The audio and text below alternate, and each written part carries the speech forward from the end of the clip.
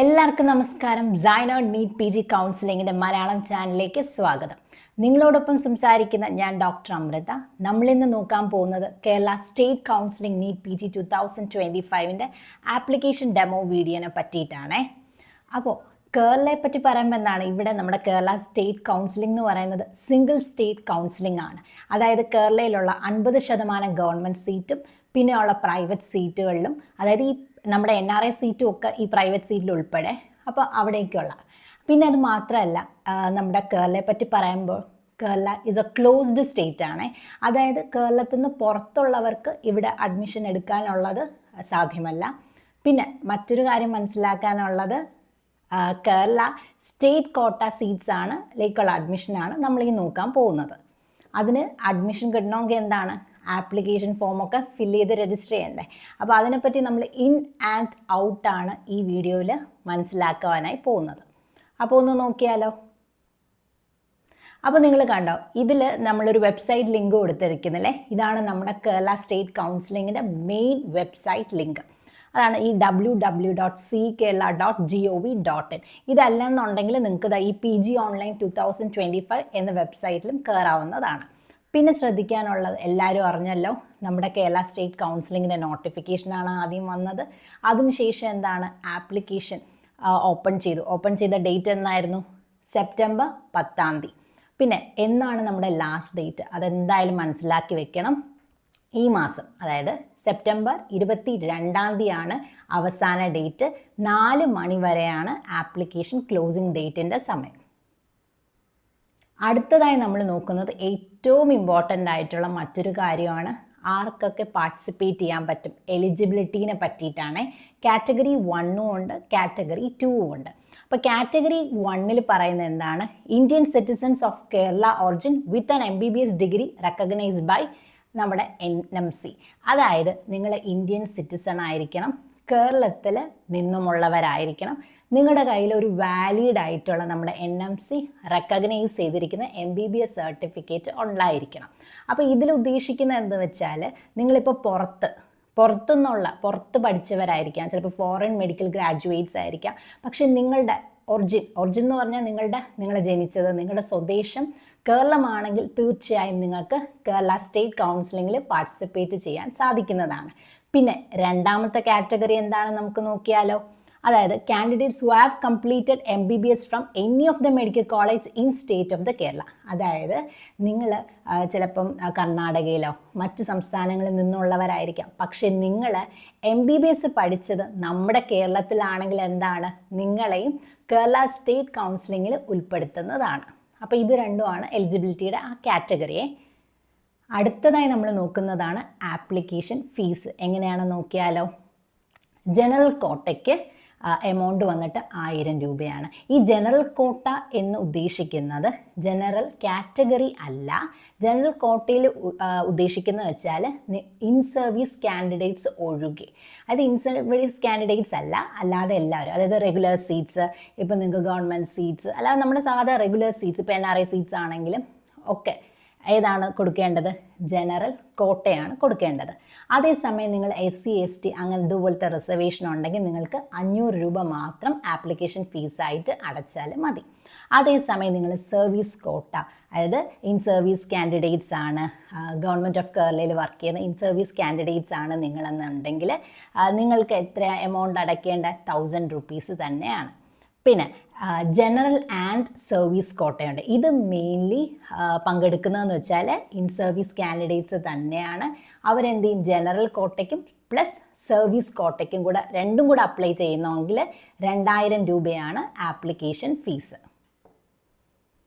അടുത്തത് ഇത് നോക്കിക്കേ, ഞാൻ നേരത്തെ ഒരു വെബ്സൈറ്റ് പറഞ്ഞില്ലായിരുന്നോ, CKerala www.ckerala.gov.in എന്ന് പറഞ്ഞില്ലേ.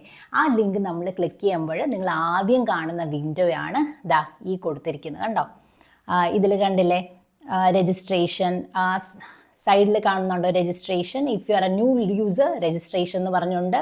അതിൻ്റെ തൊട്ട് താഴെ നോക്കിക്കേ, കുറച്ച് സ്റ്റെപ്സ് എഴുതിയിരിക്കുന്ന കണ്ടോ, 5 steps to apply for PG medical. Registration, fill application, pay application fee, upload images, certificate, print acknowledgement page എന്നൊക്കെ പറഞ്ഞ് കൊടുത്തിരിക്കുന്നതുണ്ടോ.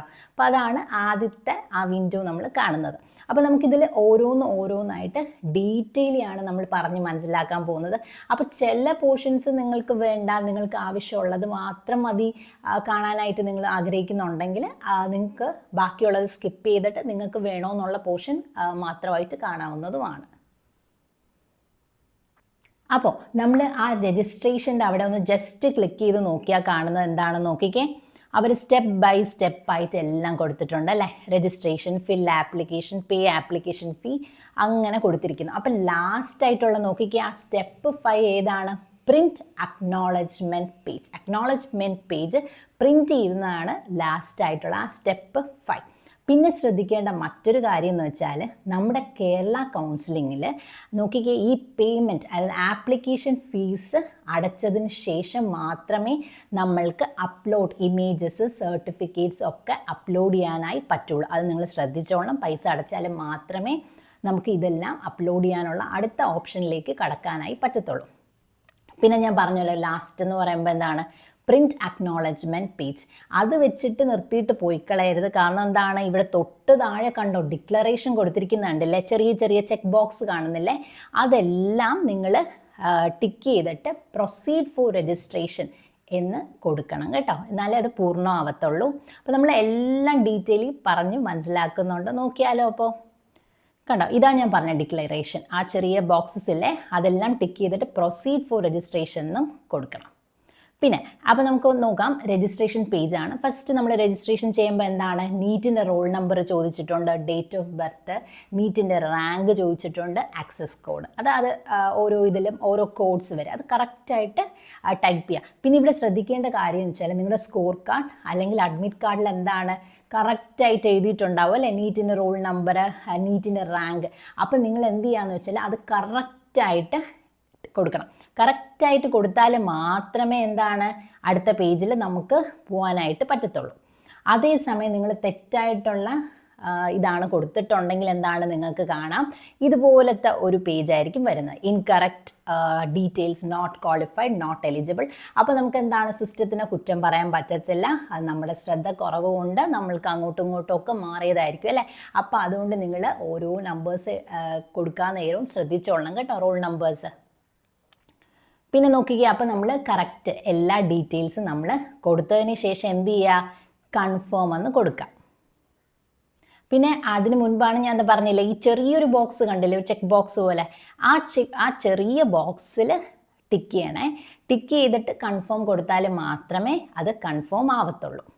എന്നിട്ട് സബ്മിറ്റ് കൊടുക്കുക കേട്ടോ. പിന്നെ നിങ്ങൾക്ക് എന്തെങ്കിലും അതിൻ്റെ ഇടയിൽ എഡിറ്റ് ചെയ്യാനുണ്ടെങ്കിൽ to edit the previous data, ആ പ്രീവിയസ് ഡേറ്റ ക്ലിക്ക് ചെയ്താൽ നിങ്ങൾക്ക് എന്തെങ്കിലും എഡിറ്റ് ചെയ്യണമെന്നുണ്ടെങ്കിൽ അത് എഡിറ്റ് ചെയ്തിട്ട് പിന്നെ വീണ്ടും ആ ചെറിയ ബോക്സിൽ ടിക്ക് ചെയ്തിട്ട് കൺഫേം കൊടുക്കാമേ. അപ്പം നിങ്ങൾ എല്ലാ ഡേറ്റാസ് കറക്റ്റായിട്ട് കൊടുക്കുമ്പോൾ എന്ത് പറ്റും? www.ckerala.gov.in എന്തോ പറയും, after confirmation no changes will be permitted. അപ്പോൾ നിങ്ങൾ കൺഫേം ചെയ്ത് കഴിഞ്ഞാൽ പിന്നെ ചേഞ്ചസ് ഒന്നും നിങ്ങൾക്ക് വരുത്താൻ പറ്റത്തില്ല.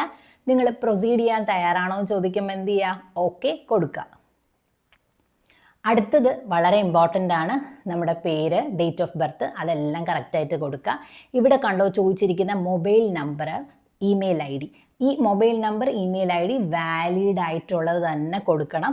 ആക്റ്റീവായിട്ടുള്ള സിമ്മുള്ള മൊബൈൽ തന്നെ കൊടുക്കണം. കാരണം ഇനി നമുക്ക് OTPs എല്ലാം ഇമെയിലും എല്ലാം വരുന്നത് ഈ ഇപ്പോൾ കൊടുത്തിരിക്കുന്നതാണ്. ഇപ്പം നിങ്ങൾ നേരത്തെ ഇപ്പം രജിസ്ട്രേഷൻ ടൈമിൽ നമ്മുടെ അതായത് എക്സാമിൻ്റെ ആ ടൈമിലെ നീറ്റ് സമയത്ത് ഒരു മൊബൈൽ നമ്പറും ഇമെയിൽ IDയും കൊടുത്തില്ലായിരുന്നോ?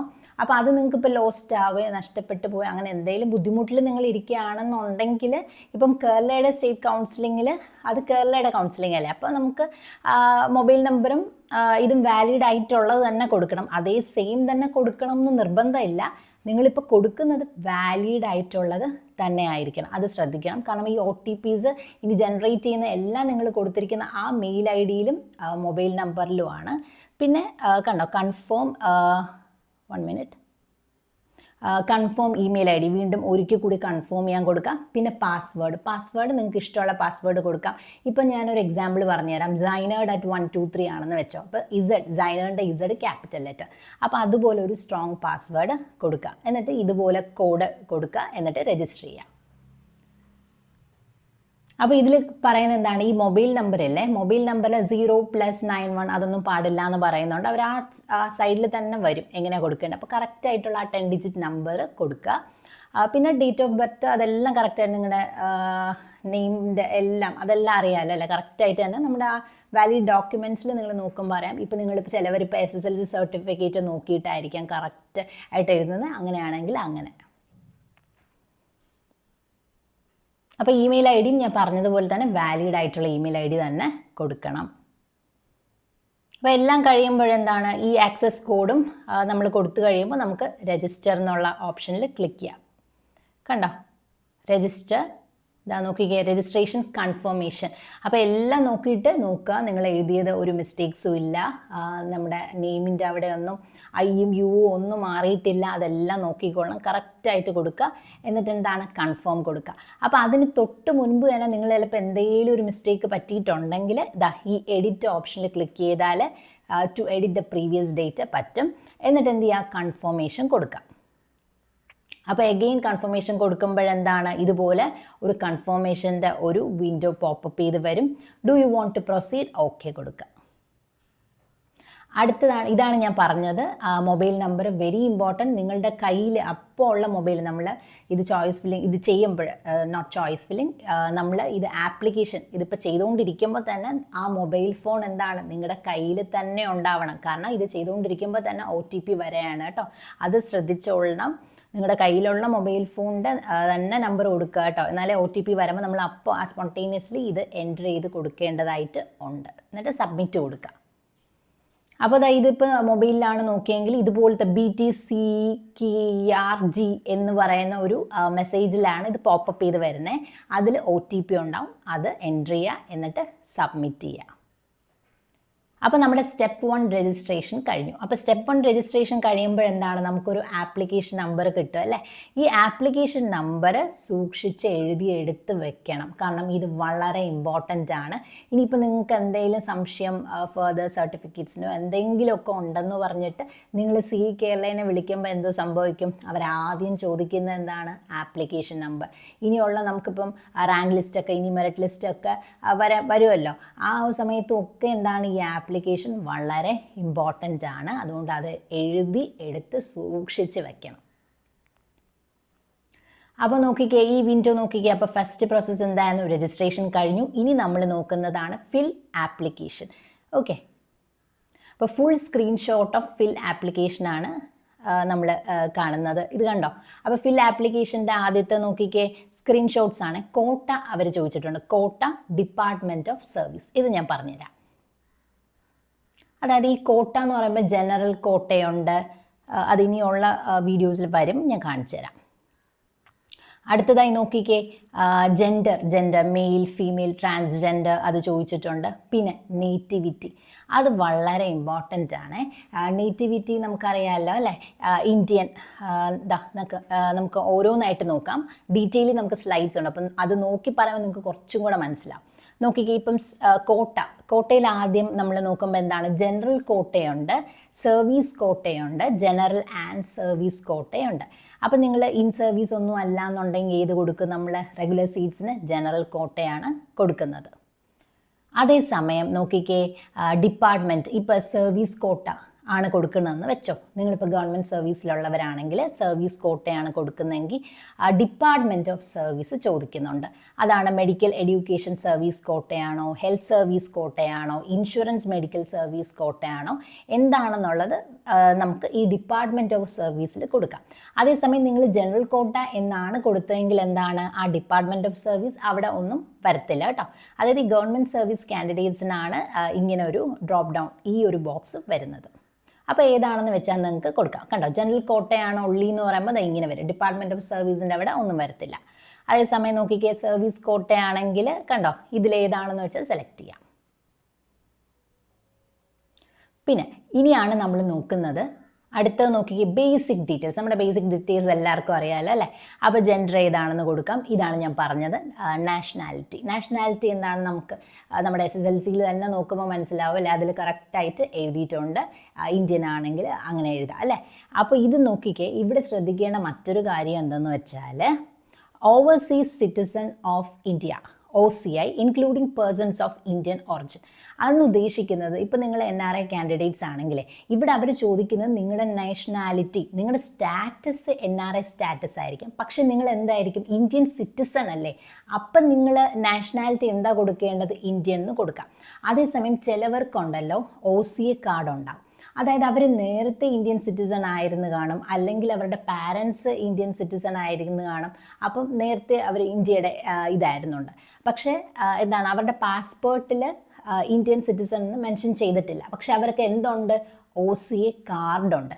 അപ്പം അങ്ങനെയുള്ളവരാണ് നിങ്ങളെന്നുണ്ടെങ്കിൽ എന്ത് ചെയ്യുക, ഈ ഓവർസീസ് സിറ്റിസൺ ഓഫ് ഇന്ത്യ എന്നതാണ് കൊടുക്കേണ്ടത്. അതേസമയം ശ്രദ്ധിക്കുക, ഇപ്പം നിങ്ങൾ ഒരു NRI ഇതിനു വേണ്ടി നിങ്ങൾ മറ്റൊരാൾ സ്പോൺസർ ചെയ്യാണ്. അപ്പം അവരുടെ സ്പോൺസർ ചെയ്യുന്ന ആളുടെ സിറ്റിസൺഷിപ്പ് അല്ല ചോദിക്കുന്നത്, നിങ്ങളുടെ നാഷണാലിറ്റിയാണ് ചോദിക്കുന്നത് കേട്ടോ. അപ്പോൾ അടുത്ത ബേസിക് ഡീറ്റെയിൽസ് എന്താണ്, name of father, name of mother, name of guardian, relationship with guardian, അതൊക്കെ കൊടുക്കാം. പിന്നെ നോക്കിക്കേ, ഫാദറിൻ്റെ മദറിൻ്റെ ഒക്കെ ഡിസ്ട്രിക്റ്റ് ചോദിക്കുന്നുണ്ട്, അതും കൊടുക്കാം. അതാണ് ഡീറ്റെയിലി നമ്മൾ കൊടുത്തിട്ടുള്ളത്. നോക്കിക്കേ, ഇവിടെ ജെൻഡർ കൊടുത്തു, നാഷണാലിറ്റി ഇന്ത്യൻ കൊടുത്തു, നേറ്റിവിറ്റി എന്താണ്, കേരളൈറ്റ്സ് കൊടുത്തു. പിന്നെ മറ്റൊരു കാര്യം എന്ന് വെച്ചാൽ നോൺ കേരളൈറ്റ് ആണെങ്കിൽ, നിങ്ങൾ നോൺ കേരളൈറ്റ്സ് ആണെങ്കിൽ ഞാൻ നേരത്തെ ആ കാറ്റഗറിയിൽ പറഞ്ഞല്ലോ, MBBS നിങ്ങൾ ഇവിടെ പഠിച്ചിട്ടുണ്ടാവും. പക്ഷേ നിങ്ങൾ നോൺ കേരളൈറ്റ്സ് ആണ്, കാരണം നിങ്ങളുടെ സ്വദേശം കേരള അല്ല. പക്ഷേ MBBS ഇവിടെയാണ് പഠിച്ചിട്ടുണ്ടെങ്കിൽ നിങ്ങൾ MBBSൻ്റെ സർട്ടിഫിക്കറ്റ് ആണ് അപ്ലോഡ് ചെയ്യേണ്ടതായിട്ട് വരുന്നുള്ളത്. ഇവിടെ നോക്കിക്കേ, അപ്പോൾ ഇവിടെ നമ്മൾ ജെൻഡർ കൊടുത്തു, നാഷണാലിറ്റി ഇന്ത്യൻ എന്ന് കൊടുത്തു, നേറ്റിവിറ്റി എന്താണ്, കേരളൈറ്റ് എന്നും കൊടുത്തു. അതേസമയം മറ്റൊരു ഓപ്ഷൻ ഇതാണ് ഞാൻ പറഞ്ഞത്, നോൺ കേരളൈറ്റ് എന്നൊരു ഓപ്ഷൻ ഉണ്ട് അല്ലേ? അപ്പം അങ്ങനെയാണെങ്കിൽ നോൺ കേരളൈറ്റ് എന്ന് കൊടുക്കാം. അതേസമയം നിങ്ങളുടെ MBBS ഡിഗ്രി ഏത് കോളേജിലാണ് പഠിച്ചത് എന്നുള്ളത് നമ്മൾ പിന്നെ സർട്ടിഫിക്കറ്റ് അപ്ലോഡ് ചെയ്യേണ്ടതായിട്ട് വരുന്നുണ്ട്. പിന്നെ ബേസിക് ഡീറ്റെയിൽസ് ആണ്, അത് നേരത്തെ പറഞ്ഞല്ലോ, നെയിം ഓഫ് ഫാദർ അതെല്ലാം കൊടുക്കുക കേട്ടോ. നെയിം ഓഫ് ഫാദർ, മദർ ഒക്കെ കൊടുക്കുക. അതേസമയം മറ്റൊരു ഓപ്ഷൻ ഉണ്ട്, നേറ്റിവിറ്റിക്ക് ഇന്ത്യൻ എന്നുണ്ട്. അതേസമയം നേറ്റിവിറ്റി അതേഴ്സ് എന്നൊരു ഓപ്ഷൻ ഉണ്ട്. ഈ അതേഴ്സ് എന്ന് പറയുന്നത്, അതായത് നാഷണാലിറ്റി ഇന്ത്യൻ ആണ്. അപ്പം നേറ്റിവിറ്റി ഞാൻ പറഞ്ഞു 3 ഇതാണ്, അതായത് ഒന്നീ കേരളൈറ്റ്സ് എന്നുണ്ട്, നോൺ കേരളൈറ്റ്സ് ഉണ്ട്, അതേഴ്സ് ഉണ്ട്. അപ്പോൾ ഈ കേരളൈറ്റ്സ് എന്ന് പറഞ്ഞാൽ നമ്മൾ കേരളൈറ്റ്സ് ആണെങ്കിൽ കൊടുക്കും. നോൺ കേരളൈറ്റ്സ് എന്ന് പറഞ്ഞാൽ എന്താണ്, നിങ്ങൾ കേരളത്തിലുള്ളവരല്ല, പക്ഷേ MBBS ഇവിടെയാണ് പഠിച്ചത് എന്നുണ്ടെങ്കിൽ നമ്മൾ നോൺ കേരളൈറ്റ്സ് കൊടുക്കും. അപ്പം മൂന്നാമതായിട്ട് വരുന്ന മറ്റൊരു ഓപ്ഷനാണ് അതേഴ്സ് എന്നുള്ളൊരു ഓപ്ഷൻ. അപ്പം അതേഴ്സ് എന്നുള്ളൊരു ഓപ്ഷൻ നിങ്ങൾ അല്ലാതെ കൊടുക്കുകയാണെന്നുണ്ടെങ്കിൽ എന്താണ്, നിങ്ങൾക്ക് ഫെർദറിലോട്ട് റൗണ്ട്സിലോട്ട് പോകാൻ പറ്റത്തില്ല അതേഴ്സ് കൊടുത്താൽ. കാരണം എന്താണ്, കേരളൈറ്റ്സിനാണ് ഇതുള്ളത്. പിന്നെ നോൺ കേരളൈറ്റ്സ് ആവണമെങ്കിൽ MBBS ഇവിടെ പഠിച്ച.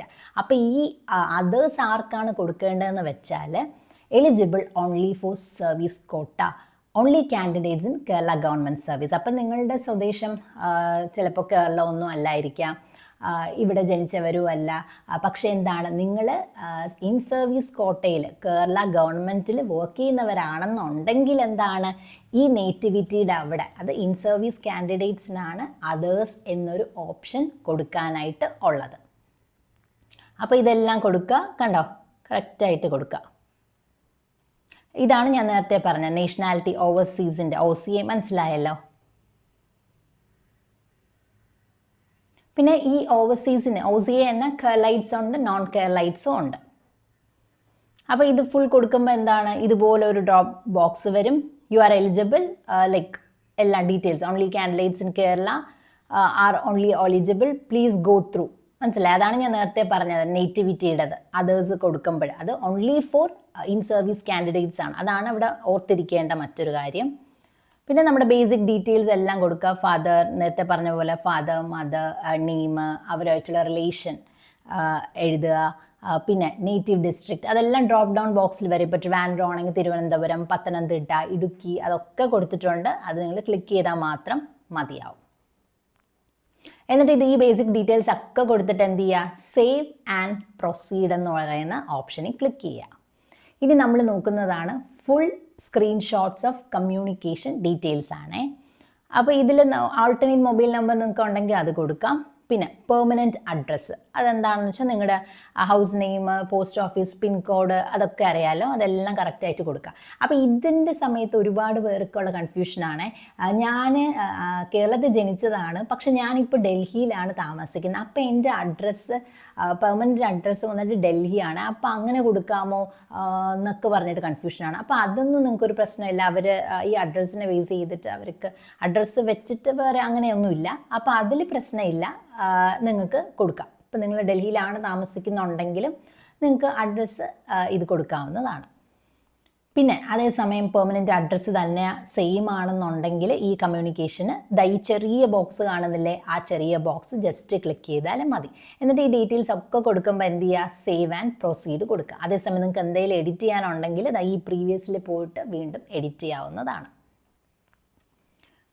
അപ്പോൾ നമ്മളെല്ലാം എൻട്രി ചെയ്തു, കമ്മ്യൂണിക്കേഷൻ അഡ്രസ്സ് ഒക്കെ കൊടുത്തു. അങ്ങനെയാണെങ്കിൽ എന്ത് ചെയ്യുക, സേവ് ആൻഡ് പ്രൊസീഡ് കൊടുക്കുക. ഓക്കെ, അപ്പോൾ ആ പാട്ട് കഴിഞ്ഞു. ഇനി അടുത്ത നമ്മൾ നോക്കുന്നതാണ് full screenshot of academic details.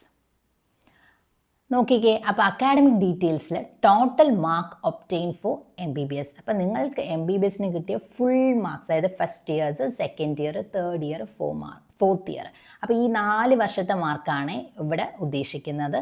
പിന്നെ ഇത് month and year of passing. അപ്പോൾ month and year of passing എന്ന് ഉദ്ദേശിക്കുന്നത് നിങ്ങളുടെ ലാസ്റ്റ് എക്സാം എഴുതിയ ആ ഇയറിൻ്റെ.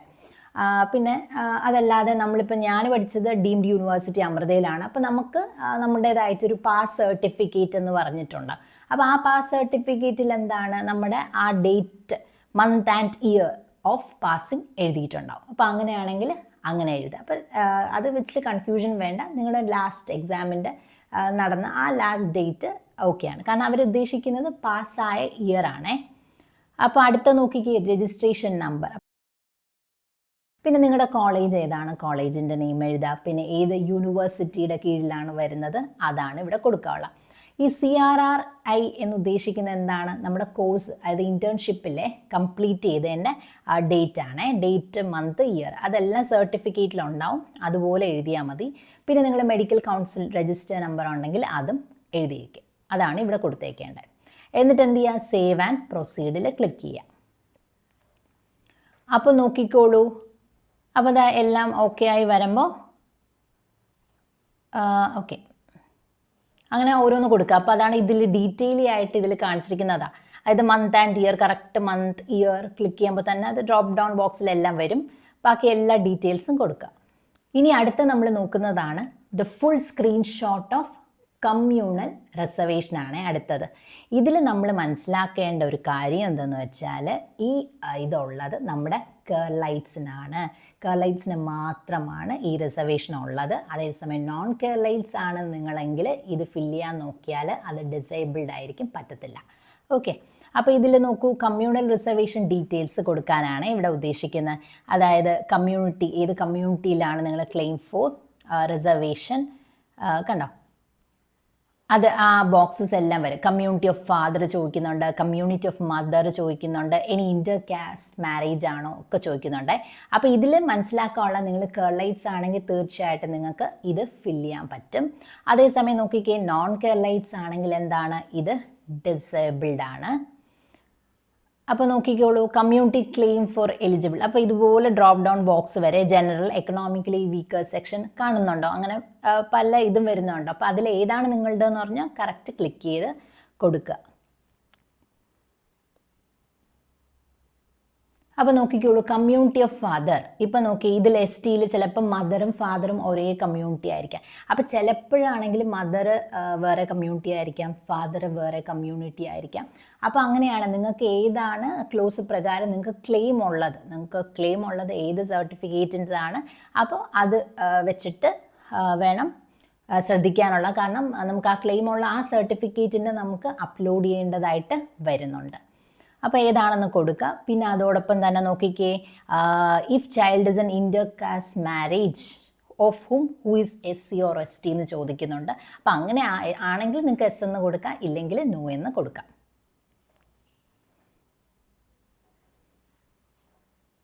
കണ്ടോ, ഇവിടെ വന്നിട്ട് നോക്കിക്കേ, കമ്മ്യൂണിറ്റി ഓഫ് ഫാദർ വന്നിട്ട് STയുടെ അരണ്ടാൻ എന്ന് പറയുന്ന കമ്മ്യൂണിറ്റിയാണ്. മദർ വന്നിട്ട് ജനറൽ ആയിരുന്നു. അപ്പോൾ എന്താണ്, അവർ ഇന്റർ കാസ്റ്റ് ആയിരുന്നു. അതുകൊണ്ടാണ് ഇവിടെ ഓപ്ഷൻ എസ് കൊടുത്തത്. പക്ഷേ നേരത്തെ ബോക്സ് നോക്കിക്കേ, ഇവിടെ രണ്ടും ST സെയിം കാസ്റ്റ് ആയതുകൊണ്ടാണ് ഇന്റർ കാസ്റ്റ് അല്ല. അതുകൊണ്ടാണ് നമ്മൾ നോ കൊടുത്തത്. എന്നിട്ട് നമ്മൾ എന്ത് ചെയ്യും, സേവ് ആൻഡ് പ്രൊസീഡ് കൊടുക്കും. അടുത്ത് നമ്മൾ നോക്കുന്നതാണ് full screenshot of special reservation and other quota. അപ്പോൾ ഇത് നോക്കിക്കേ, special reservation only for Keralites ആണ്. അതിൽ നോക്കിക്കേ, claim for reservation under ex service quota. അപ്പോൾ എക്സ് സർവീസ് കോട്ടയിൽ നിങ്ങൾക്ക് റിസർവേഷൻ ഉണ്ടോ എന്ന് ചോദിക്കുന്നുണ്ട്. അപ്പോൾ എക്സ് സർവീസ് കോട്ടയിൽ റിസർവേഷൻ ഉണ്ടെങ്കിൽ എങ്ങനെയാണ്, നമ്മൾ മിലിറ്ററി ഓഫീസിൽ നിന്ന് പോയിട്ടാണ് ആ സർട്ടിഫിക്കറ്റ്സ് ഒക്കെ അവിടെ നിന്നാണ് മേടിക്കുന്നത്. അതിനെ പറ്റിയൊക്കെ ഇനിയുള്ള ഇതിൽ ഞാൻ പറഞ്ഞു തരാം. അതേസമയം ഡിപ്പെൻഡൻറ്റ് ഇതാണെങ്കിൽ എങ്ങനെയാണ്, സൈനിക് സെൻറ്ററിൽ പോയിട്ടാണ് പറഞ്ഞുതരാം. അപ്പോൾ ഇത് നോക്കൂ, അപ്പോൾ എക്സ് സർവീസ് എന്തെങ്കിലും ഉണ്ടോ എന്ന് അവർ ചോദിച്ചിട്ടുണ്ട്, അപ്പോൾ അത് കൊടുക്കുക. പിന്നെ ഫിഷർമാൻ, ശ്രീചിത്ര, നിർഭയ, ജുവനൈൽ ഹോമിലൊക്കെ ആണെങ്കിൽ ഫീ കൺസെഷൻ ഉണ്ട്. അങ്ങനെ എന്തെങ്കിലും നിങ്ങൾക്ക് ഉണ്ടോ എന്ന് അവർ ചോദിക്കുന്നുണ്ട്. അതെല്ലാം ക്ലോസിൻ്റെ പ്രകാരമാണ് കേട്ടോ. സർട്ടിഫിക്കറ്റ് ഫ്രം ഫിഷർമാൻ അതെല്ലാം ഒബ്റ്റെയിൻ ചെയ്യണം. കാരണം ഇതെല്ലാം നമ്മളാണെന്ന് പറഞ്ഞാൽ മാത്രം പോരാ, നമുക്ക് പ്രൂഫായിട്ട് കാണിക്കണം കേട്ടോ. അതാണ് അവർ ഈ സർട്ടിഫിക്കറ്റ് അപ്ലോഡ് ചെയ്യാനായിട്ട് പറയുന്നത്. Claim in reservation four person with disability, എന്തെങ്കിലും ഡിസബിലിറ്റി ഉണ്ടോ എന്നും ചോദിക്കുന്നുണ്ട്. അപ്പോൾ അത് അങ്ങനെയാണെങ്കിൽ ഡിസബിലിറ്റി ഉണ്ടെങ്കിൽ നമുക്ക് എസ് കൊടുക്കാം. അതോടൊപ്പം തന്നെ സർട്ടിഫിക്കറ്റും ഡിസബിലിറ്റിയുടെ നമ്മൾ അപ്ലോഡ് ചെയ്യേണ്ടി വരുന്നുണ്ട്.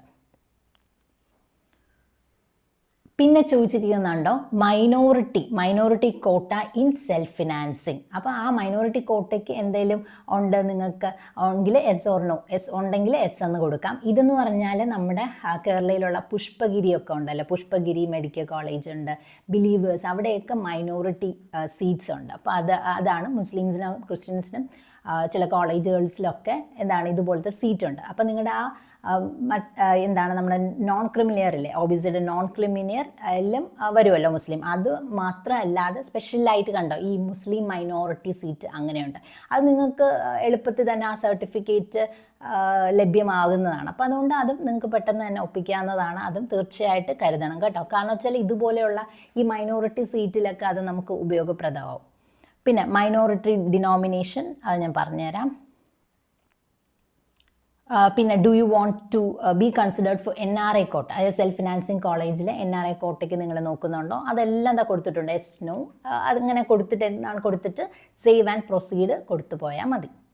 അപ്പോൾ ഇത് നോക്കി, ഇതിൽ ഓരോന്ന് ഡീറ്റെയിൽ വരുന്നുണ്ട്. Claim for reservation ex service, അതാണ് ഞാൻ പറഞ്ഞ എക്സ് സർവീസ് കാൻഡിഡേറ്റ് ആണ്, അത് കൊടുക്കാം.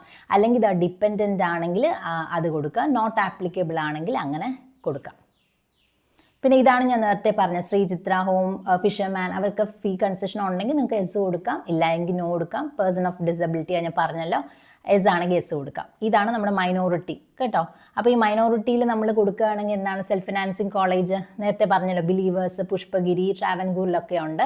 അപ്പോൾ അങ്ങനെയാണെങ്കിൽ നിങ്ങൾക്ക് എസ് കൊടുക്കുക, സർട്ടിഫിക്കറ്റ് ഉണ്ടെങ്കിൽ എസ് കൊടുക്കുക. അപ്പോൾ അവർ ചോദിക്കും ക്രിസ്ത്യൻ മൈനോറിറ്റി ആണോ മുസ്ലിം മൈനോറിറ്റി ആണോ. കാരണം ചില കോളേജിൽ ക്രിസ്ത്യൻ മൈനോറിറ്റി സീറ്റ്സ് ആണുള്ളത്, ചില കോളേജിൽ മുസ്ലിം മൈനോറിറ്റി ആണ്. അപ്പോൾ അതുകൊണ്ടാണ് അവരങ്ങനെ ചോദിച്ചിരിക്കുന്നത്. അത് കൊടുക്കുക, എന്നിട്ട് സേവ് ആൻഡ് പ്രൊസീഡ് കൊടുക്കുക. അടുത്തത് do you want to be considered NRI quota, self financing medical കോളേജുകളിലെ NRI കോട്ട നോക്കുന്നുണ്ടെങ്കിൽ അതും കൊടുക്കുക, സേവ് ആൻഡ് പ്രൊസീഡ്.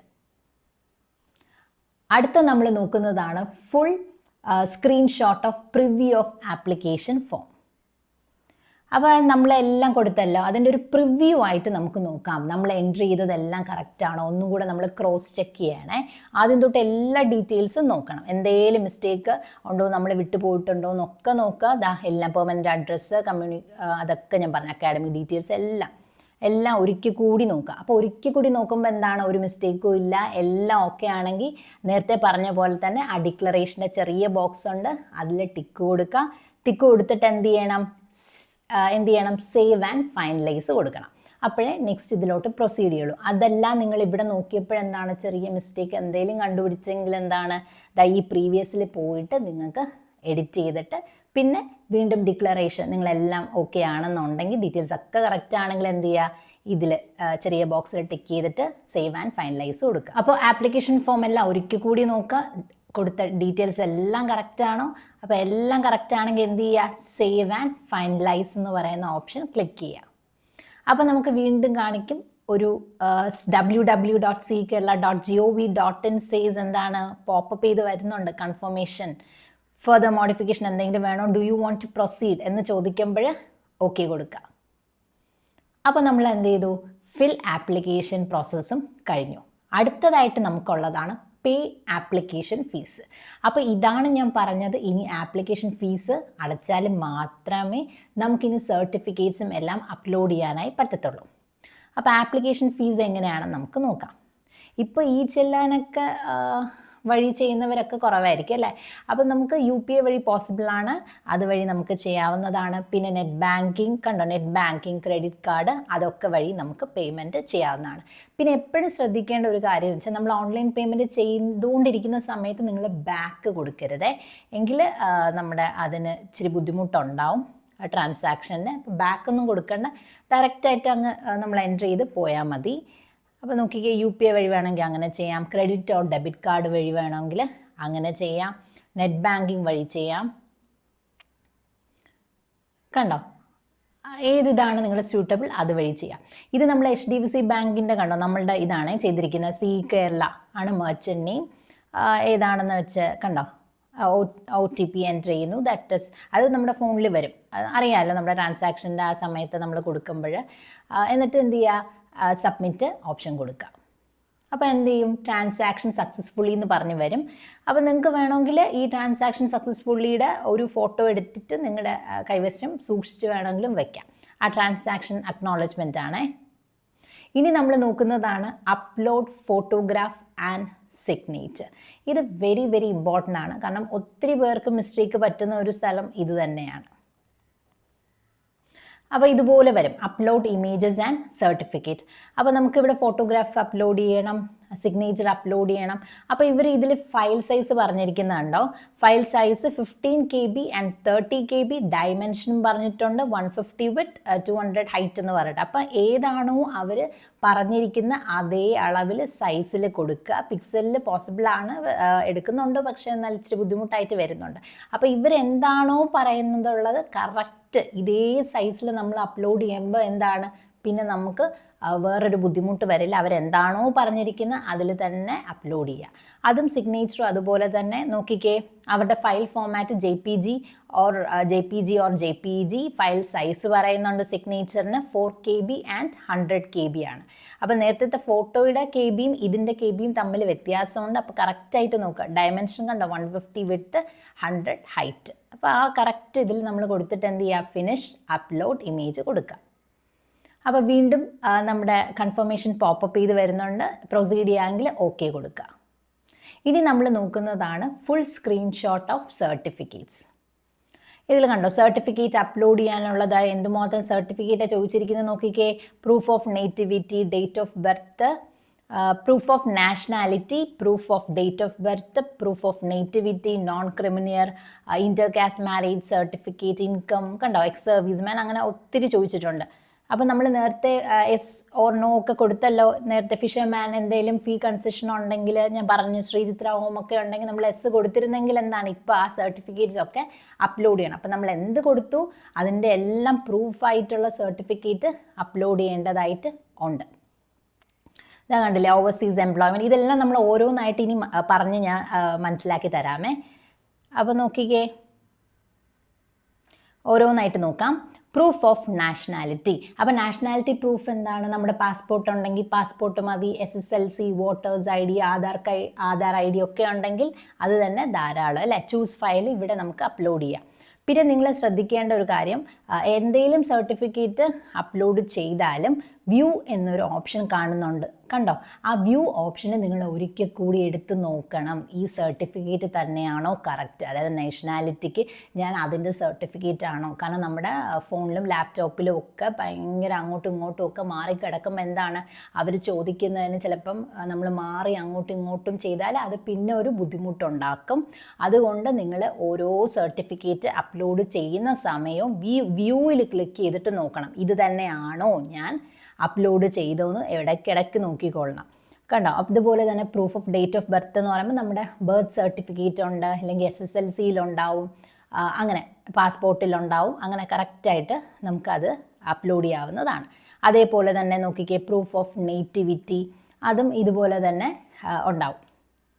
നമ്മുടെ വാലിഡ് SSLC ആണെങ്കിൽ SSLC, നമ്മുടെ വോട്ടേഴ്സ് ID-യിലുണ്ട്, പിന്നെ പാസ്പോർട്ടിലൊക്കെ ഉണ്ടല്ലോ. അപ്പോൾ ആ വാലിഡ് സർട്ടിഫിക്കറ്റ് നമുക്ക് അപ്ലോഡ് ചെയ്യാവുന്നതാണ്. പിന്നെ നോക്കിക്കേ, നോൺ ക്രിമിനൽ സർട്ടിഫിക്കറ്റ്, നമ്മുടെ EWS. അപ്പോൾ ഈ ആനുകൂല്യങ്ങളൊക്കെ ഉണ്ടെങ്കിൽ നിങ്ങൾക്ക് ആ സർട്ടിഫിക്കറ്റ് അപ്ലോഡ് ചെയ്യണം. പിന്നെ നമ്മൾ നേരത്തെ നോക്കിയില്ലേ, ഇന്റർകാസ്റ്റ് മാരേജ് ആണോ, ഇൻകം സർട്ടിഫിക്കറ്റ് അനെക്സ് 2 പ്രകാരം. പിന്നെ എക്സ് സർവീസ് മാൻ സർട്ടിഫിക്കറ്റ് ഉണ്ടെങ്കിൽ അതാണ് ഞാൻ നേരത്തെ പറഞ്ഞ എക്സ് സർവീസിൻ്റെ അതുണ്ടെങ്കിൽ നമുക്ക് മിലിറ്ററി ഓഫീസിൽ നിന്നും നമുക്കത് കൈപ്പറ്റാമെന്ന് ഞാൻ പറഞ്ഞല്ലോ. അതേസമയം അതാണ്, അത് നമുക്ക് കൈപ്പറ്റാവുന്നതേ ഉള്ളൂ. പിന്നെ നോക്കിക്കേ, certificate to prove children of fisherman, inmates of Sree Chitra, Nirbhaya, juvenile, ഇതാണെങ്കിൽ ഫീ കൺസെഷൻ ഉണ്ടെന്ന് പറഞ്ഞില്ലേ. അപ്പോൾ അത് തെളിയിക്കുന്ന സർട്ടിഫിക്കറ്റ് ഇവിടെ അപ്ലോഡ് ചെയ്യണം. ഞാൻ ഏതെങ്കിലും ഒരു സർട്ടിഫിക്കറ്റ് നിങ്ങൾ അപ്ലോഡ് ചെയ്ത് തെറ്റിപ്പോയിട്ടുണ്ടെന്നുണ്ടെങ്കിൽ ഇതാക്കണ്ടോ, റിമൂവ് എന്ന് പറയുന്ന ഓപ്ഷനുണ്ട്, അതിൽ ക്ലിക്ക് ചെയ്താൽ നിങ്ങൾക്ക് ആ സർട്ടിഫിക്കറ്റ് റിമൂവ് ചെയ്യാം. അതാണ് ഞാൻ പറയുന്നത്, ഓരോ സർട്ടിഫിക്കറ്റ് ചെയ്യുമ്പോഴും എന്ത് ചെയ്യുക, വ്യൂ എന്ന് പറയുന്ന ഓപ്ഷനിൽ നോക്കുക, ഇത് തന്നെയാണോ. എഗെയിൻ പറയുന്നതെന്ന് വെച്ചാൽ അത്രത്തോളം ശ്രദ്ധിക്കാൻ വേണ്ടിയിട്ടാണേ. പിന്നെ നോക്കിക്കുക, മൈനോറിറ്റി സർട്ടിഫിക്കറ്റ്, ഇത് ഞാൻ പറഞ്ഞില്ലായിരുന്നോ നേരത്തെ, നമ്മുടെ ബിലീവേഴ്സ് അങ്ങനെയുള്ള മെഡിക്കൽ കോളേജസിൽ പുഷ്പഗിരിയിലൊക്കെ റിസർവേഷൻ ഉണ്ട് മൈനോറിറ്റിക്ക്. അപ്പോൾ അതുകൊണ്ടാണ് ഞാൻ പറഞ്ഞത്, അത് തെളിയിക്കുന്ന സർട്ടിഫിക്കറ്റ് നിങ്ങൾ അപ്ലോഡ് ചെയ്യാനുള്ള ഓപ്ഷനാണ് ഇവിടെയുള്ള ചൂസ് എ ഫയൽ. പിന്നെ നോക്കിക്കേ, റിലേഷൻഷിപ്പ് സർട്ടിഫിക്കറ്റ്, NRI ഇപ്പം നിങ്ങളെ സ്പോൺസർ ചെയ്യുന്നുണ്ടെങ്കിൽ അവരും നിങ്ങളും തമ്മിലുള്ള ബന്ധം കാണിക്കുന്നത്. ഇപ്പം നിങ്ങളുടെ US NRI, അതേസമയം നിങ്ങളുടെ പാരൻസ് ആണ് NRI, അപ്പോൾ അവരും നിങ്ങളും തമ്മിലുള്ള ഇതിപ്പോൾ എൻ്റെ അച്ഛനാണ് എന്ന് കാണിക്കുന്ന റിലേഷൻഷിപ്പ് കാണിക്കുന്ന സർട്ടിഫിക്കറ്റ്, അത് നമ്മുടെ അതോറിറ്റിയിൽ നിന്ന് നമുക്ക് കിട്ടുന്നതാണ്. അപ്പോൾ അതെന്താ നോക്കിക്കേ, ചൂസ് ഫയൽ, അവിടെ നമുക്ക് അപ്ലോഡ് ചെയ്യാവുന്നതാണ്. അതേസമയം ഓവർസീസ് എംപ്ലോയ്മെൻറ്റ് സർട്ടിഫിക്കറ്റ്, ഇതെന്ന് പറഞ്ഞാൽ ഇപ്പോൾ നമ്മുടെ പാസ്പോർട്ടിൽ മെൻഷൻ ചെയ്തിട്ട് ഉണ്ടാവില്ലായിരിക്കും, ചിലപ്പോൾ ജോബ് മെൻഷൻ ചെയ്തിട്ട് ഉണ്ടാവില്ല എന്നുണ്ടെങ്കിൽ നമ്മൾ എന്ത് ചെയ്യണം, ഈ സർട്ടിഫിക്കറ്റ് പ്രൊവൈഡ് ചെയ്തതായിട്ട് വരും. എന്നിട്ട് പിന്നെ അത് മാത്രമല്ല, എംബസിയിൽ നിന്നും അറ്റസ്റ്റ് ചെയ്ത്, കണ്ടോ, stamped passport and visa attested by the എംബസിയിൽ നിന്നും അറ്റസ്റ്റ് ചെയ്തതും ഇവിടെ ആ സർട്ടിഫിക്കറ്റ് അപ്ലോഡ് ചെയ്യേണ്ടി വരുന്നുണ്ട്. പിന്നെ സ്പോൺസർഷിപ്പ് സർട്ടിഫിക്കറ്റ്, ഇതാണ് ഞാൻ പറഞ്ഞത്, NRI നിങ്ങൾ മറ്റാരെങ്കിലും സ്പോൺസർ ചെയ്യുന്നുണ്ടെന്നുണ്ടെങ്കിലും എന്താണ്, അവരും നിങ്ങളും തമ്മിലുള്ള ആ ഒരു ബന്ധം, സ്പോൺസറിൻ്റെ ഇതും അപ്ലോഡ് ചെയ്യേണ്ടതായിട്ട് വരുന്നുണ്ട്. അത് ഞാൻ കുറച്ചും കൂടി ഡീറ്റെയിൽ ആയിട്ട് ഇനിയുള്ള സ്ലൈഡ്സിൽ പറഞ്ഞു തരാം. The sponsor should be an Indian citizen or OCA ഉള്ളവരായിരിക്കാം. ആൻഡ് റിലവൻറ്റ് ഡോക്യുമെൻറ്റ്സ്, അത് പ്രൂവ് ചെയ്യുന്ന റിലവൻറ്റ് ഡോക്യുമെൻറ്റ്സും ഇവിടെ ചൂസ് ഫയലിൽ അപ്ലോഡ് ചെയ്യാം. ഇനി നോക്കിക്കേ, ഇതാണ് നമ്മൾ ഡീറ്റെയിൽ ഞാൻ പറഞ്ഞത് തന്നെ ഒരിക്കൽ കൂടി നമ്മളൊന്ന് നോക്കാം. കണ്ടോ, പ്രൂഫ് ഓഫ് നേറ്റിവിറ്റി, ഞാൻ നേരത്തെ പറഞ്ഞില്ലായിരുന്നു ഏതൊക്കെ സർട്ടിഫിക്കറ്റ്സ് ആണെന്ന്. നമുക്ക് പാസ്പോർട്ട് ഉണ്ടെങ്കിൽ പാസ്പോർട്ട്, ആധാർ, വോട്ടേഴ്സ് ID എന്നൊക്കെ പറഞ്ഞില്ലേ, അതെല്ലാം നമുക്കിവിടെ അപ്ലോഡ് ചെയ്യാം. ഡേറ്റ് ഓഫ് ബർത്ത് ഞാൻ പറഞ്ഞു, ബർത്ത് സർട്ടിഫിക്കറ്റെങ്കിൽ അത് ചെയ്യാം, അല്ലെങ്കിൽ നമ്മുടെ പാസ്പോർട്ടെങ്കിൽ അത് മതിയാവും. നേറ്റിവിറ്റിയും അതുപോലെ തന്നെയാണ്, നമ്മുടെ റിലവൻറ്റ് SSLC എങ്കിൽ SSLC പാസ്പോർട്ടിലുണ്ടാവും, ഓക്കെ അല്ലേ, ആധാറിലുണ്ടാവും. അപ്പോൾ അത് കൊടുക്കുക. അതേസമയം നോൺ ക്രിമിനൽ, നിങ്ങൾക്ക് reservation, community, economically weaker section ഒക്കെ ആണെങ്കിൽ അതിൻ്റെതായ സർട്ടിഫിക്കറ്റ് അപ്ലോഡ് ചെയ്യേണ്ട ഓപ്ഷൻ. നേരത്തെ പറഞ്ഞ പോലെ തന്നെ നോക്കി, ഇന്റർകാസ്റ്റ് മാരേജിൻ്റെ സർട്ടിഫിക്കറ്റ്, ഇൻകം സർട്ടിഫിക്കറ്റ്, ഇതാണ് ഞാൻ എഗെയിൻ പറയുന്നത്, അനെക്സ്റ്റ് 2 പ്രകാരം ഉള്ളതാണ്. പിന്നെ ഈ എക്സ് സർവീസ് സർട്ടിഫിക്കറ്റ് ഉണ്ട്, ഇത് നമ്മൾ നേരത്തെ മെൻഷൻ ചെയ്തു. ഫിഷർമാൻ, അവർക്കൊക്കെ ഫീസ് ആനുകൂല്യം ഉണ്ട്, അതുകൊണ്ടാണ് ഇത് കണ്ടോ, അതിൻ്റെ സർട്ടിഫിക്കറ്റ് അപ്ലോഡ് ചെയ്യാം. മൈനോറിറ്റി നമ്മൾ പറഞ്ഞു. പിന്നെ റിലേഷൻഷിപ്പ് സർട്ടിഫിക്കറ്റ്, അതാണ് relationship certificate of the sponsor and student to be issued by the revenue authority. അപ്പം റവന്യൂ അതോറിറ്റിയിൽ നിന്ന് നമുക്ക് ഈ റിലേഷൻഷിപ്പ് സർട്ടിഫിക്കറ്റ് സ്വീകരിക്കാവുന്നതാണ്. അതാണ് നമ്മളിവിടെ അപ്ലോഡ് ചെയ്യേണ്ടതായിട്ട് വരുന്നത്. പിന്നെ നോക്കിക്കേ ഓവർസീസ് എംപ്ലോയ്മെൻറ്റ് സർട്ടിഫിക്കറ്റ്, ഇതാണ് ഞാൻ പറഞ്ഞത്, employment certificate of the sponsor attest by the embassy in case employment of the sponsor is not mention in the document. അതായത് പാസ്പോർട്ടിൽ മെൻഷൻ എഴുതിയിട്ടുണ്ടാവില്ല എന്താണ് എംപ്ലോയ്മെൻറ്റ് എന്നുണ്ടെങ്കിൽ നമ്മൾ എന്ത് ചെയ്യുക, ഓവർസീസ് എംപ്ലോയ്മെൻറ്റിൻ്റെ സർട്ടിഫിക്കറ്റ് അപ്ലോഡ് ചെയ്യേണ്ടതായിട്ട് വരുന്നുണ്ട്. പിന്നെ stamped passport and visa attest by the embassy. അത് നോക്കിയ പാസ്പോർട്ട് ഇതെല്ലാം കോപ്പീസ് മതിയാവേ. Passport copy and visa attest ചെയ്തത്, എംബസിയിൽ നിന്നും അറ്റസ്റ്റ് ചെയ്തത് നമ്മൾ വേണം. അതിൽ ജോബ് ഓഫ് ദി സ്പോൺസറിൻ്റെ ജോബ് മെൻഷൻ ചെയ്തിട്ടുണ്ടായിരിക്കണം. ഇനി നോക്കിക്കേ, ഇത് NRI കാൻഡിഡേറ്റ്സിനാണ് ഈ സ്പോൺസർഷിപ്പ്. അത് നമ്മൾ ഓൾറെഡി ഇപ്പോൾ പറഞ്ഞിട്ടുണ്ടായിരുന്നല്ലോ, സ്പോൺസർഷിപ്പ് ഷുഡ് ബി, ഇതാണ് നമ്മൾ കുറച്ചും കൂടി ഡീറ്റെയിൽ ആയിട്ട് ഞാൻ പറഞ്ഞത്. Sponsorship should be an Indian citizen. ഈ സ്പോൺസർ ചെയ്യുന്നത് ഒരു Indian citizen or overseas citizen of ഇന്ത്യക്കും പറ്റും. Person of Indian origin and relevant document to prove the same, അത് മതിയാവും. അപ്പോൾ നമ്മൾ ഇതെല്ലാം കൊടുക്കുക. സർട്ടിഫിക്കറ്റ്സ് അപ്ലോഡ് ചെയ്യുമ്പോൾ എന്ത് ചെയ്യുക, അവർ ചോദിക്കും do you want to proceed, എല്ലാം കറക്റ്റ് ആണെങ്കിൽ എന്ത് ചെയ്യുക, ഓക്കെ കൊടുക്കുക. അപ്പോൾ കറക്റ്റ് ആണെന്ന് എങ്ങനെ മനസ്സിലാവും, ആ വ്യൂ ഓപ്ഷൻ ക്ലിക്ക് ചെയ്ത് നോക്കണം. എന്നിട്ട് നമ്മൾ കറക്റ്റ് ഈ പറഞ്ഞ സർട്ടിഫിക്കറ്റ് തന്നെയാണോ അപ്ലോഡ് ചെയ്തതെന്ന് ഇടയ്ക്കിടയ്ക്ക് നോക്കിക്കൊണ്ടിരിക്കണം. എന്നിട്ട് നമ്മൾ എന്ത് ചെയ്യുക, പ്രിവ്യൂ ചെയ്തിട്ട് നമുക്ക് കാണാൻ പറ്റും അല്ലേ, എല്ലാം നോക്കിയിട്ട് ഇതെല്ലാം കറക്റ്റ് ആണോ എന്നെല്ലാം കൺഫേം ചെയ്തിട്ട് ഓക്കെ ആണെങ്കിൽ എന്ത് ചെയ്യുക, സബ്മിറ്റ് ഓപ്ഷൻ കൊടുക്കുക. അപ്പോൾ എന്ത് വരും, നമ്മുടെ ലാസ്റ്റ് അല്ലേ, print acknowledgement page. Very important, print acknowledgement page എടുത്താൽ നമുക്ക് പ്രിൻറ്റ് ചെയ്യാം. അതേസമയം to view the uploaded certificate, അപ്പോൾ നമുക്ക് നമ്മൾ അപ്ലോഡ് ചെയ്ത സർട്ടിഫിക്കറ്റ് ഒക്കെ ഒരിക്കൽ കൂടി ക്രോസ് ചെക്ക് ചെയ്യണമെന്ന് മനസ്സ് പറയുകയാണെങ്കിൽ എന്ത് ചെയ്യുക, അതാ നോക്കിക്കേ, ഈ വ്യൂവിൽ ക്ലിക്ക് ചെയ്താൽ നമുക്കെല്ലാം ഒരിക്കൽ കൂടി കാണാൻ പറ്റുന്നതാണ്. അപ്പോൾ നോക്കിക്കേ, ആപ്ലിക്കേഷൻ നമ്മുടെ അക്നോളജ്മെൻറ്റ് പേജ് ഒന്ന് നോക്കിക്കേ, ഇതാണ് നമ്മൾ പ്രിൻ്റ് എടുക്കുമ്പോൾ വരുന്നത്. ഇതിൽ നമുക്ക് വളരെ ഹെൽപ്ഫുള്ളാണ്. ഈ അപ്ലോഡഡ് ഡോക്യുമെൻറ്റ്സിൽ നോക്കിയാൽ ഇതാ കണ്ടോ, എന്തൊക്കെ നമ്മൾ അപ്ലോഡ് ചെയ്തു എന്നുള്ളതെല്ലാം എഴുതിയിട്ടുണ്ട്. അപ്പോൾ നമുക്കും ക്രോസ് ചെക്ക് ചെയ്യാം അല്ലേ, എന്തെങ്കിലും നമ്മളെല്ലാം എഴുതിയിട്ടുണ്ടോ, നമ്മളെല്ലാം വിട്ടിട്ടുണ്ടോ എന്നൊക്കെ, നമുക്ക് എഴുതിയിട്ടുണ്ടോ എന്നല്ല, നമ്മളെല്ലാം കൊടുത്തിട്ടുണ്ടോ എന്നെല്ലാം നമുക്കിതാ മനസ്സിലാക്കാൻ വേണ്ടി അവരെല്ലാം എഴുതിയിട്ടുണ്ടാവും ആ അപ്ലോഡഡ് ഡോക്യുമെൻറ്റ്സിൽ. പിന്നെ ഇതിൽ മറ്റൊരു കാര്യം എനിക്ക് പറയാനുള്ളതെന്ന് വെച്ചാൽ, നിങ്ങൾ ഓരോന്ന് കൊടുക്കുമ്പോഴും നല്ല ശ്രദ്ധാപൂർവം തന്നെ നിങ്ങൾ എല്ലാം കൊടുക്കണം. അതാണ് ഞാൻ പറഞ്ഞത്, ആ സർട്ടിഫിക്കറ്റ്സ് കൊടുക്കുമ്പോൾ വ്യൂ ചെയ്തിട്ട് വേണം കൊടുക്കാനുള്ളത്. നമുക്ക് ഇതിലെന്ന് പറയുമ്പോൾ കേരളയ്ക്ക് ഒരു ഓട്ടോമാറ്റിക് എഡിറ്റിംഗ് പ്രോസസ്സ് അത് പോസിബിലിറ്റി ഇല്ല. പിന്നെ എന്തെങ്കിലും കറക്ഷൻ ഉണ്ടെങ്കിൽ നമ്മൾ ശ്രദ്ധിക്കാനുള്ളതെന്ന് വെച്ചാൽ, നമ്മളെപ്പോഴും സൈറ്റ് ചെക്ക് ചെയ്തുകൊണ്ടേ ഇരിക്കുക. കാരണം അവരൊരു വെരിഫിക്കേഷൻ മെമ്മോ എന്ന് പറയുന്നത് വരും. അതാണ് ഞാൻ പറഞ്ഞത്, നിങ്ങൾ ആപ്ലിക്കേഷൻ നമ്പറും എല്ലാം ഓർത്തിരിക്കുക. അപ്പോൾ നമ്മൾ സൈറ്റിൽ ലോഗിൻ ചെയ്ത് നോക്കുമ്പം എന്തെങ്കിലും വെരിഫൈ ചെയ്യാനുള്ളതാണെങ്കിൽ അവർ ആ മെമ്മോ വരും. അതിൽ നിങ്ങൾക്ക് അവരൊരു കറക്റ്റ് ഒരു ടൈം പീരീഡ് തരും. അത് നോട്ടിഫിക്കേഷനായിട്ട് അറിയാൻ പറ്റും, ഇത്ര ദിവസത്തിനുള്ളിൽ നിങ്ങൾ കറക്റ്റ് ചെയ്യാനുള്ളെങ്കിൽ ഇത് കറക്റ്റ് ചെയ്യണം എന്ന് പറയും. അപ്പോൾ അതിൽ നിങ്ങൾ ചിലപ്പോൾ എന്തെങ്കിലും മിസ്റ്റേക്ക് ഉണ്ടെങ്കിൽ ആ ഡോക്യുമെൻറ്റ് അപ്ലോഡ് ചെയ്തിട്ട് നമുക്ക് അത് കൊടുക്കാവുന്നതാണ്. അതേസമയം നിങ്ങൾ എന്തെങ്കിലും ഡോക്യുമെൻറ്റ്സ് വിട്ടുപോയി, ഇപ്പോൾ എന്തെങ്കിലും കാസ്റ്റിൻ്റെ അത് കൊടുക്കാൻ മറന്നുപോയി, എനിക്കുണ്ടായിരുന്നതാണ് പക്ഷേ NRIക്ക് ഞാൻ കൊടുത്തില്ല എന്നൊക്കെ പറഞ്ഞ് പിന്നെ നിങ്ങൾ സീഡ് അവിടെ പോയി, അതൊക്കെ പിന്നെ വളരെ ബുദ്ധിമുട്ടുണ്ടാകുന്ന കാര്യങ്ങളാണ്. അതുകൊണ്ട് അതാണ് ഞാൻ പറയുന്നത്, ഈ ഒരു സമയം എല്ലാം മനസ്സിലാക്കി ശ്രദ്ധാപൂർവം കറക്റ്റായിട്ട് ഒരു മിസ്റ്റേക്കും വരാതെ തന്നെ ശ്രദ്ധിച്ച് സൂക്ഷിച്ച് ചെയ്യണം. അപ്പോൾ നോക്കിക്കേ, ഇതിൽ നിങ്ങൾ ശ്രദ്ധിക്കേണ്ട മറ്റൊരു കാര്യം എന്ന് വെച്ചാൽ, ഇവിടെ നോക്കിയേ, certificate to claim reservation of ex service men dependent എന്നൊക്കെ പറഞ്ഞില്ലേ.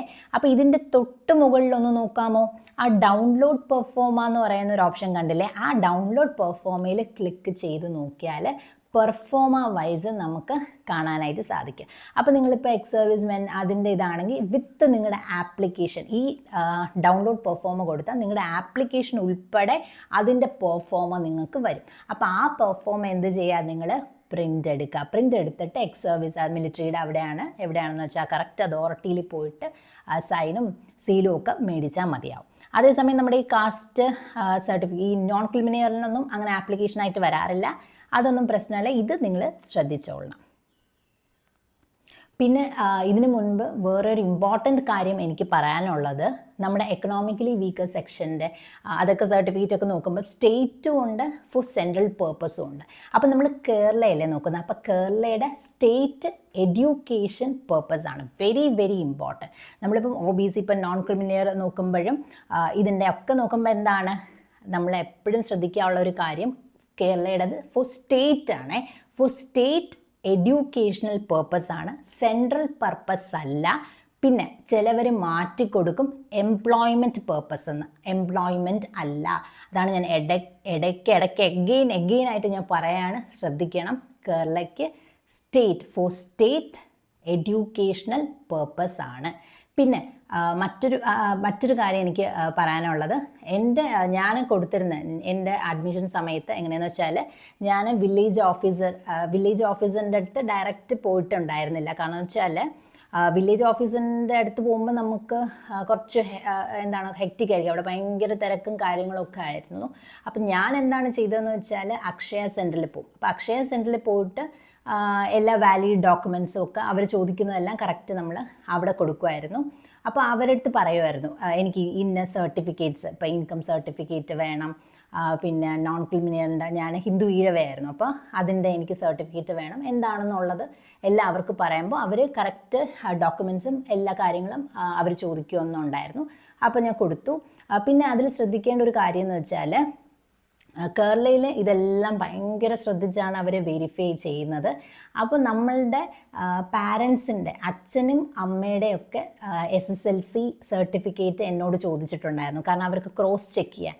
കാരണം എൻ്റെത് ഇൻ്റർകാസ്റ്റ്, പാരൻസ് ഇൻ്റർകാസ്റ്റ് മാരേജ് ഒന്നും അല്ലായിരുന്നു, ഇത് രണ്ടുപേരും ഒരേ കാസ്റ്റ് ആയിരുന്നു. പക്ഷേ അവരെന്നോട് ചോദിച്ചു എന്താണ് പാരൻസിൻ്റെയും SSLC സർട്ടിഫിക്കറ്റ് വേണമെന്ന് പറഞ്ഞു. കാരണം അവർക്കത് ക്രോസ് ചെക്ക് ചെയ്യാൻ, ഞാൻ പറഞ്ഞത് കറക്റ്റാണോ ഇങ്ങനെയൊക്കെ ചോദിച്ചിട്ടുണ്ട്. അപ്പോൾ അവരെല്ലാം ഭയങ്കര ശ്രദ്ധിച്ചാണ് നോക്കുന്നത്. അപ്പം ഞാൻ അക്ഷയ വഴിയാണ് കൊടുത്തത്. അപ്പം അവരെല്ലാവരും ഒരു കറക്റ്റ് ഒരു ടൈമിംഗ് തന്നു. പിന്നെ അവിടെ നിന്നാണ് ഈ സർട്ടിഫിക്കറ്റ്സ് നമുക്ക് അത് ഓൺലൈനായിട്ട് വരാം, വേണമെങ്കിൽ അക്ഷയ സെൻറ്ററിൽ പോയിട്ട് വേണമെങ്കിലും എനിക്ക് കിട്ടി. അപ്പോൾ എല്ലാം നമുക്ക് മെസ്സേജസിൽ വരുമായിരുന്നു. പിന്നെ ശ്രദ്ധിക്കേണ്ട ഒരു കാര്യം എന്ന് വെച്ചാൽ, കേരള വളരെ സ്ട്രിക്റ്റ് ആണ്. അതുകൊണ്ടാണ് ഞാൻ പറയുന്നത്.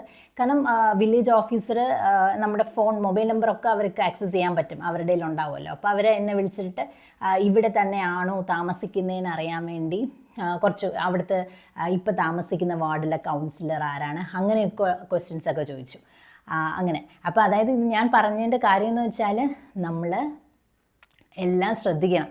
അപ്പോൾ അവർ ഈ കേരളയുടെ മെറിറ്റ് ലിസ്റ്റിൽ ഉൾപ്പെടുത്തണമെങ്കിൽ അങ്ങ് വെറുതെ ഉൾപ്പെടുത്തത്തില്ല, അവരെല്ലാം ക്രോസ് ചെക്ക് ചെയ്യും. നമ്മൾ കൊടുത്ത എല്ലാ ഡോക്യുമെൻറ്റ്സും കറക്റ്റാണോ ഫുൾ വെരിഫൈ ചെയ്തിട്ടാണ് അവസാനം മെറിറ്റ് ലിസ്റ്റിലൊക്കെ കൊടുക്കുന്നത്. അപ്പം നമ്മൾ ഇതിൽ പറഞ്ഞതുപോലെ ഏതാണോ ദ റിലവൻറ്റ്, കറക്റ്റായിട്ട് അതോറിറ്റി ആരാണ്, അവരെ തന്നെ കറക്റ്റായിട്ട് പോയി കാണണം. പിന്നെ എനിക്ക് പറഞ്ഞു തരാനുള്ളത്, നിങ്ങൾക്ക് എന്തെങ്കിലും സംശയം ഉണ്ടെങ്കിൽ നമ്മുടെ കേരളയുടെ ഹെൽപ്പ് ലൈൻ നമ്പറുണ്ട്, അതിൽ വിളിക്കാം. പിന്നെ സൈനേർഡ് സബ്സ്ക്രൈബേഴ്സ് ആണ് നിങ്ങളെങ്കിൽ തീർച്ചയായും കോൾ സപ്പോർട്ടുണ്ട്, നമുക്ക് ടെലഗ്രാമുണ്ട്, വാട്സപ്പുണ്ട്, എല്ലാം ഉണ്ട്. നിങ്ങളെ ഉറപ്പായിട്ടും സഹായിക്കാമെന്നുള്ളതാണ്. ഏതെങ്കിലും പ്രോസസ്സിൻ്റെ ടൈമിൽ എവിടെയെങ്കിലും നിങ്ങൾക്ക് സംശയമുണ്ടോ? പിന്നെ ഇനി തന്നെ നിങ്ങൾക്ക് കൗൺസിലിങ്ങിൻ്റെ ചോയ്സ് ഫില്ലിങ്ങും സ്റ്റാർട്ട് ചെയ്യുമ്പോഴോ പിന്നെ പ്രോസസ്സ് റൗണ്ട് വൈസ് റൂൾസോ എന്തെങ്കിലുമൊക്കെ എപ്പോഴെങ്കിലുമൊക്കെ സംശയം വരുമ്പോൾ ഉടനെ തന്നെ സബ്സ്ക്രൈബേഴ്സ് നമ്മുടെ സൈനേർഡിൻ്റെ കോൾ സപ്പോർട്ടിൽ വിളിച്ചോളൂ. എപ്പോഴായാലും നിങ്ങളെ സഹായിക്കാൻ സൈനേർഡ് ടീം എപ്പോഴും നിങ്ങളുടെ കൂടെ തന്നെയുണ്ട്. അപ്പോൾ all the best for every one. നിങ്ങളോട് സംസാരിച്ച് ഞാൻ ഡോക്ടർ അമൃത ഫ്രം സൈനേർഡ്.